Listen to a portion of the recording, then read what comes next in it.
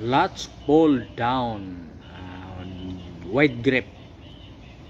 Yan yung isa sa mga back workout ko noong nakaraang araw pala. Ang naipost ko lang pahapon yung chin up. Ito daw latch pull down na medyo nakabuka ng kaunti yung hawak para sa upper lats. Yan ang ginagawa ko dyang paraan. Drop set,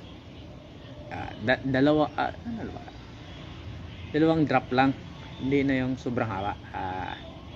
Parang nag start ako sa 150 tapos baba ko ng 100 pounds.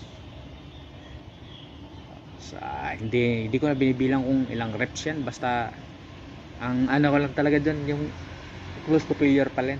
Failure talaga kasi safety naman to, kahit pa i-failure mo to. Ito yung mga buhat na pwede mo talaga siyang isagad to failure, hindi na yung close to failure lang. Hindi kagaya sa squat na hindi mo talaga pwedeng i-failure kasi accident abutin mo. Yun, let's go.